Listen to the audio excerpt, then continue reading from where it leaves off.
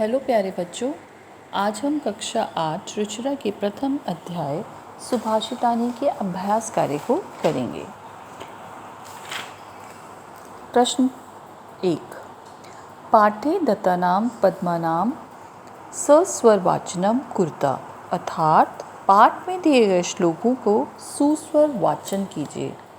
इसका अर्थ होता है कि पाठ में जितने भी श्लोक दिए गए हैं उन्हें गाकर ऊंचे स्वर में बोलकर उनका अभ्यास करना करेंगे। प्रश्न 2।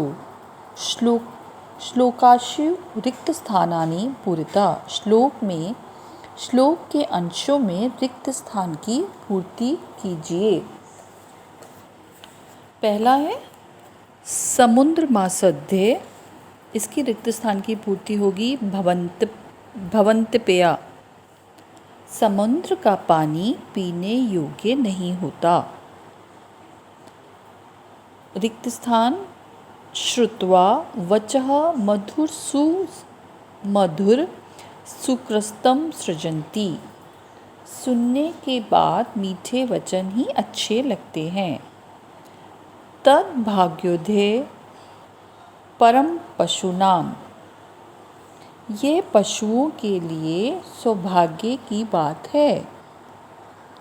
अगला प्रश्न विद्या फलम व्यसनिन कृणस्य सौख्यम, विद्या का फल प्राप्त करने के लिए बुरी आदतों को छोड़ना चाहिए। पौरुषम विहाय य देवम अवलंबते, जो परिश्रम को छोड़कर भाग्य के सहारे रहते हैं। च चिंतनीय ही विपदाम आदेव प्रतिक्रिया, मुसीबतों का शुरुआत में ही समाधान सोचना चाहिए। प्रश्न 3। प्रश्नानाम उत्तराणि एक पदेन लिखत, प्रश्नों के उत्तर एक पद में लिखिए। व्यसनिन की निश्चिति, बुरे लत वाले व्यक्तियों को कौन सा गुण नष्ट हो जाता है? इसका उत्तर होगा विद्या फलम।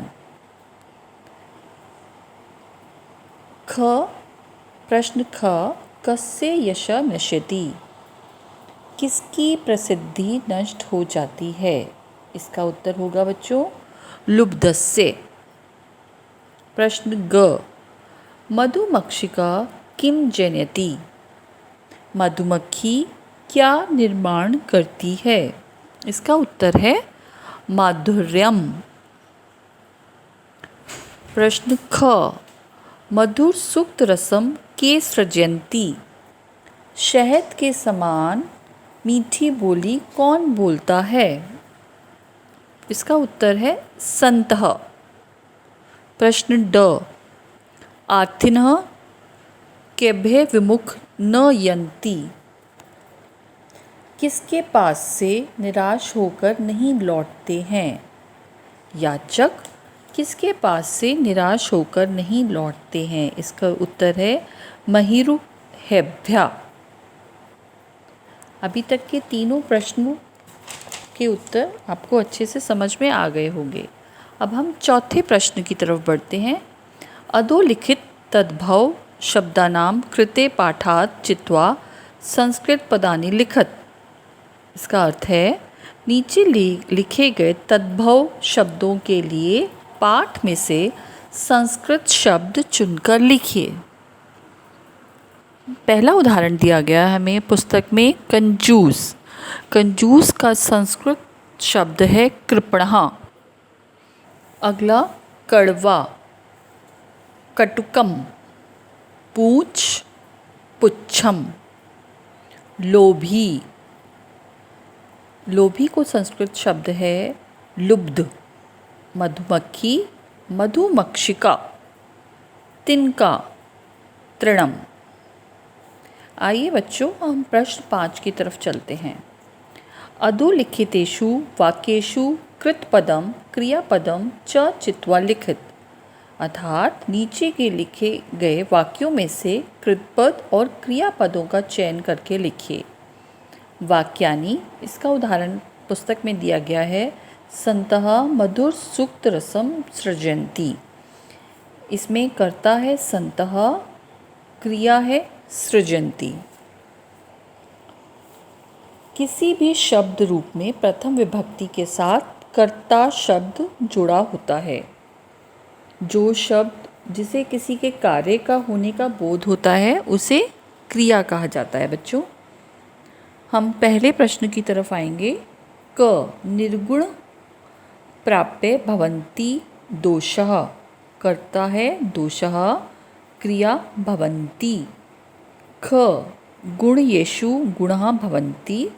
कर्ता गुणः, क्रिया भवन्ति। ग मधुमक्षिका माधुर्य जन्येत। इसका उत्तर होगा कर्ता मधुमक्षिका, क्रिया जन्येत। घ पशुनस्य मैत्री यशः नाशयति। कर्ता मैत्री, क्रिया नाशयति। ड नद्ये समुद्रमासद्ये अपेया भवन्ति। कर्ता नदः, क्रिया भवन्ति। अब हम प्रश्न 6 की तरफ चलते हैं बच्चों। रेखांकितानि पदानि आधत्य प्रश्न निर्माणम कुर्ता। रेखांकित शब्दों के आधार पर हमें प्रश्न निर्माण करना है। पहला प्रश्न है गुणः गुणेषु गुणः भवन्ति। इसमें गुणः को अंडरलाइन किया गया है। गुणः पुल्लिंग शब्द है जो कि प्रथम विभक्ति बहुवचन का प्राप्त करता है, इसलिए इसका प्रश्न बनेगा के गुणेषु गुणः भवन्ति और अंत में हम पूर्ण विराम लगाएंगे। ख नदः सुस्वास्तुद्योतो भवन्ति। इसमें स्त्रीलिंग शब्द है, बहुवचन का प्रयोग स्त्रीलिंग शब्द के साथ आएगा। इसका प्रश्न बनेगा क सुस्वादुत्यो भवन्ति, प्रश्नवाचक चिन्ह। ग लुब्धस्य यशः नश्यति। इसमें लुब्धस्य को अंडरलाइन किया गया है। इसमें षष्ठी विभक्ति का प्रयोग किया गया है, इसलिए किम की षष्ठी विभक्ति का प्रयोग करते हुए हम प्रश्न बनाएंगे। कस्य यशा नश्यति, प्रश्नवाचक चिन्ह। घ मधुमक्षिका माधुर्यमेव जनयति। इसमें एक वचन से संबंधित है। प्रश्न बनेगा क माधुर्यमेव जनयति। ड़ तस्य मूर्धनि तिष्ठन्ति वास्या। प्रश्न बनेगा उसके सर, इसका अर्थ हुआ उसके सर पर कुएं बैठे रहते हैं। इसका प्रश्न बनेगा तस्य कुत्र तिष्ठन्ति वास्या। क्लियर हुआ बेटा? अब हम प्रश्न 7 की तरफ आते हैं। प्रश्न 7 में कहा गया है उदाहरण अनुसार पदानि पृथक् कुरुत। अर्थात उदाहरण अनुसार पदों को पृथक पृथक कीजिए। इसमें पहला उदाहरण दिया गया है समुद्र मासद्य, अर्थात समुद्रम जमा आसद्य। हमने हिंदी में भी हम संधि विच्छेद करते हैं, आप लोग अपनी कक्षा में, ऐसे ही संस्कृत में भी संधि विच्छेद किया जाता है। संधि विच्छेद का अर्थ होता है दो शब्दों, दो या दो से अधिक शब्दों से मिलकर जब एक शब्द बनता है तो उसे संधि कहते हैं कि किन दो शब्दों से मिलकर एक शब्द बना है, जब हम उसको पृथक पृथक कर लेते हैं तो उसको संधि विच्छेद कहते हैं। अब इसमें आपने पहला उदाहरण समझ लिया। अब हम दूसरे प्रश्न की तरफ बढ़ते हैं। माधुर्यमेव, ये किन दो शब्दों से मिलकर बना है? माधुर्यम जमा एव। नंबर 2 अल्पपेव, अर्थात अल्पम जमा एव। नंबर 3 सर्वमेव, इसका उत्तर होगा सर्वम जमा एव। नंबर 4 देवमेव, देवम जमा एव। नंबर 5 महात्मा नाम मुक्ति, महात्मा नाम जमा उक्ति। नंबर 6 विपदा मदेव, विपदाम जमा आदो जमा एव। बच्चों ये था हमारे पहले चैप्टर का अभ्यास। आशा है आपको चैप्टर अच्छे से क्लियर हो गया होगा।